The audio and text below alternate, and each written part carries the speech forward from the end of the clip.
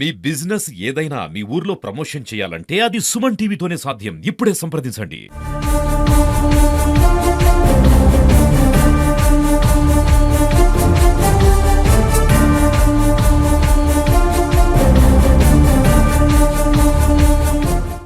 నమస్తే, welcome to Suman TV Warangal. నేను మీ స్వాతి బచ్చు. ఇప్పుడు నేనుంది పోస్ట్ మార్టం దగ్గర అండి. వరంగల్లో క్రైమ్ రేట్ బాగా పెరుగుతుందన్న విషయాన్ని మనం గమనించి తీరాల్సిందే, ఒప్పుకొని తీరాల్సిందే అని చెప్పాలి. అసలు బయటికి వెళ్తే మనిషికి ఏం జరుగుతుందో అన్నది పక్కన పెడితే పక్క మనిషి వల్ల ఎలా ఆపాయిత్యాలు జరగబోతున్నాయి, అఘాయిత్యాలు జరగబోతున్నాయి అనేది అయితే అసలు చాలా చాలా చర్చనీయాంశంగా మారింది. ఇప్పుడు నిన్న అర్ధరాత్రి అయి ఉంటుందా అండి టైం, అర్ధరాత్రి వేళ ఒక మనిషి మీద ఆటవికంగా 20 మంది కత్తులతో దాడి చేయడం జరిగిందంట. మరి ఒక్కసారి వాళ్ళ మాటలు తెలుసుకుందాం, అసలు ఏం జరిగిందనే విషయాన్ని.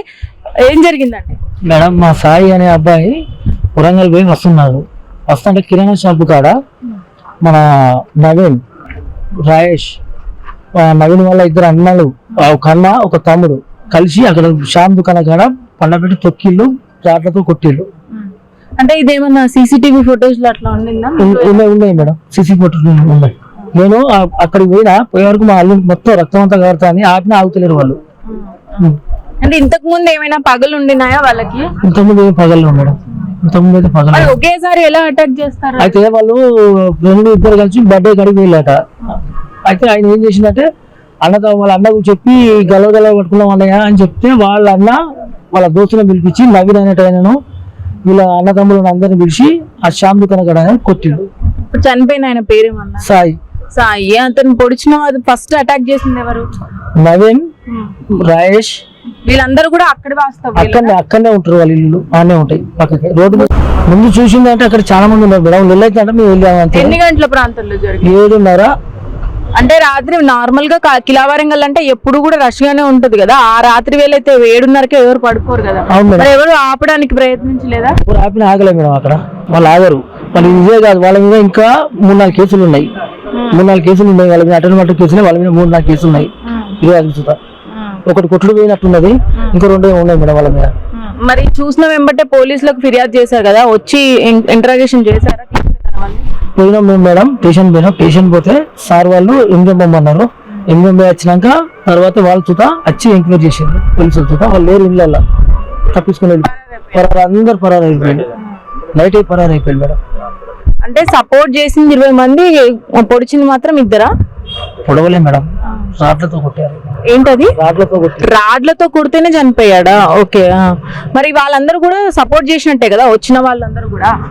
ఎవరికి మేడం? ఇప్పుడు ఆ 20 మంది ఈ రాడ్లతో కొట్టడం అందరూ చేశారా, లేకపోతే ఒకరిద్దరు? అలా ఒక 7 మంది ఉన్నారు మేడం. 7-6 మంది ఉన్నారు మేడం అక్కడ కొట్టినవారు. మళ్ళీ వాళ్ళ ఇంట్లో వాళ్ళకి చెప్పారా? ఇప్పుడు మృతి చెందిన వాళ్ళ ఇంట్లో వాళ్ళకి చెప్తున్నాం కానీ మృతి చెందిన మా బాగా వీళ్ళ కొడుకే కొడుకు అండి. ఇంతకు ముందు ఎప్పుడైనా అంటే వాళ్ళు ఇంటికి వచ్చారా ఏదైనా గొడవలు చేయడానికి? గొడవలు చేయడానికి రాలేదు. నీకు ఒక్కడే కొడుక? ఒకడే కొడుకు, ఒక బిడ్డ. మీ కొడుకు ఎప్పుడైనా ఏదైనా గొడవలకు వెళ్ళడం అట్లాంటివి? అసలు ఏం లేదు, దారికి లేదు, ఏం లేదు మేడం. ఏం లేకున్నా అని అది అత్త అంటే దాన్ని చూసి కొట్టింది మేడం. ఏ కారణం లేకుండా అనేది అయితే మీ దృష్టిలో ఉండింది. పోలీసులు ఏమంటున్నారు మరి? ఇప్పటి వరకు మీకు ఏమని చెప్పారా? అదేం చెప్తున్నారు. మీరు ఏం కోరుకుంటున్నారు? అంటే న్యాయం జరగాలని మీ కొడుక్కి అసలు ఏం కోరుకుంటున్నారు? న్యాయం జరగాలి, న్యాయం జరగాలి. నా కొడుకు ఎట్లా చనిపోయిందో వాళ్ళకి శిక్ష పడాలి, వాళ్ళకి గురి చేయాలి మేడం. కిలా వరంగల్ అంటే ప్రాంతం అంటే కొంచెం వెనక్కి ఉంటుంది కాబట్టి ఇట్లాంటివి చాలా వింటుంటాం మనం ఆ న్యూస్లు అనేవి. అంటే పెట్రోలింగ్ ఎప్పుడైనా వస్తూ ఉంటుందా? పోలీసులు తిరగడం గానీ రాత్రి ఎప్పుడు లేదు? గ్యాంగ్ షీటర్ గానీ ఇట్లాంటి రౌడీజం గానీ ఉండిందా ఇది వరకు ఎప్పుడైనా ఆ ప్రాంతంలో? వాళ్ళే ఎప్పుడు కూడా వాళ్ళే ఉంటారు. ఎవరు తిరిగారు, వాళ్ళు ఎవరినైనా కొట్టగలుగుతారు. వాళ్ళు పిలిస్తే అందరు చాలా మంది వస్తారు. వాళ్ళకి అంత బలం ఉన్నాడు.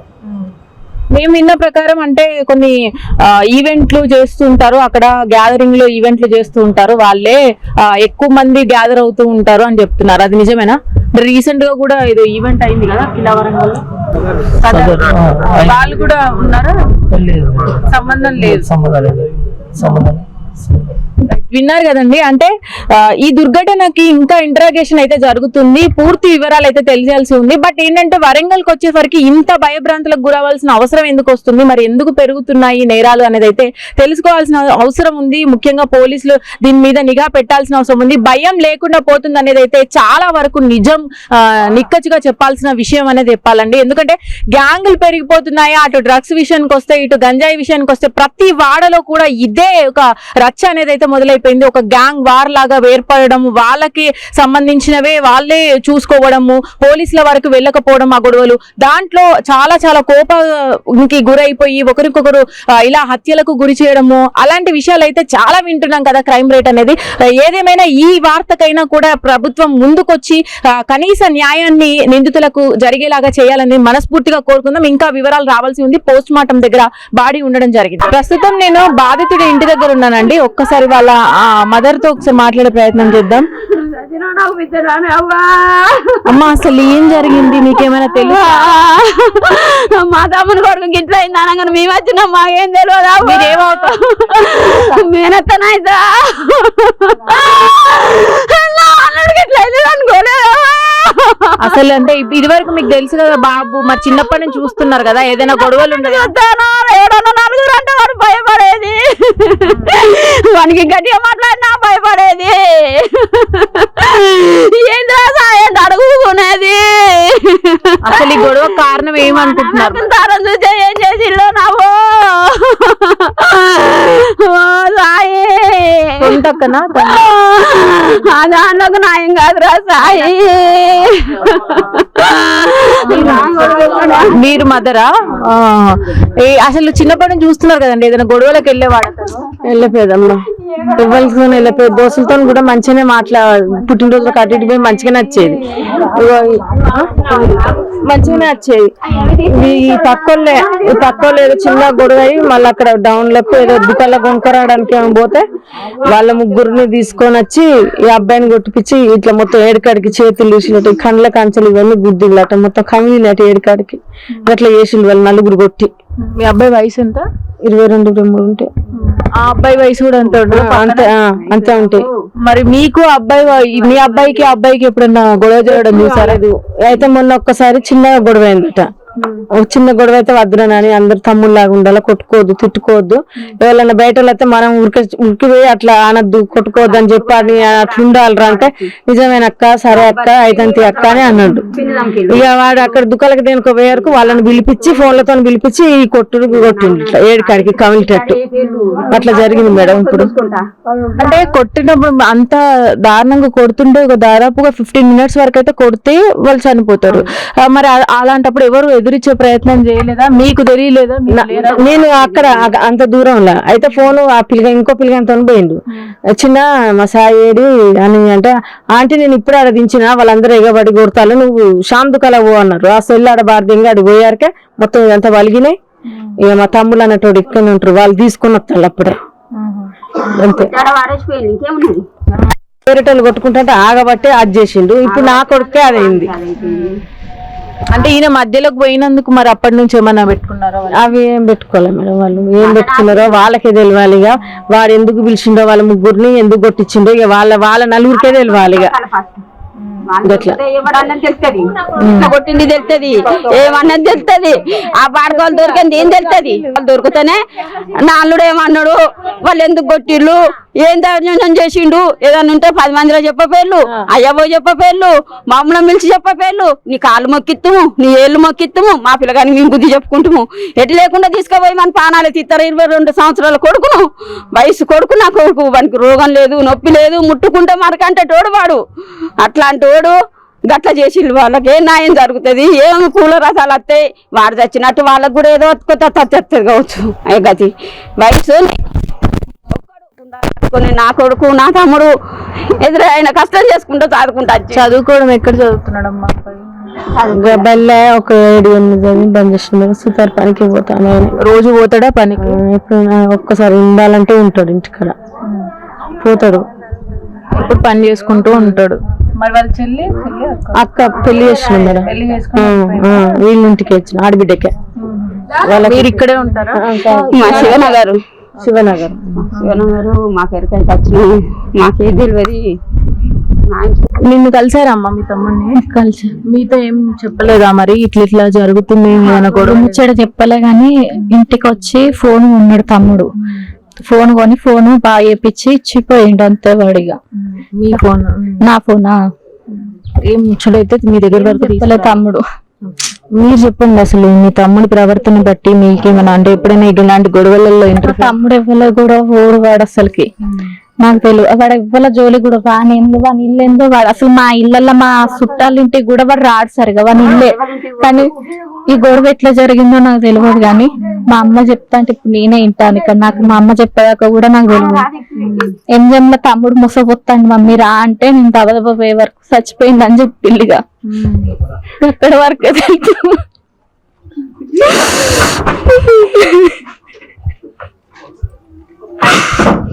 మరి ఈ పక్కన అతనితో మీకేమన్నా ఎప్పుడన్నా తెలుసా, పరిచయం ఉంది? అట్లా చిన్నప్పుడు మాట్లాడేది, ఇప్పుడు పెళ్ళైన కంచి ఎవరు వాళ్ళు అన్నట్టుగా పెళ్ళయింది కాలే. మేము చిన్నప్పుడు ఉన్నప్పుడు క్లోజ్ ఉండేది, ఇప్పుడు పెళ్ళైన కంచి మాట్లాడడం అన్నట్టు. వీళ్ళు మా తమ్ముడు వీళ్ళు మంచిగానే క్లోజ్ ఉంటారు, వాళ్ళే ఎందుకు అట్లా చేసిండ్రో నాకు కూడా అర్థమవుతుంది. వీళ్ళకి సంబంధించిన వాళ్ళు ఎవరైనా ఉన్నారా ఇంట్లో? మీరు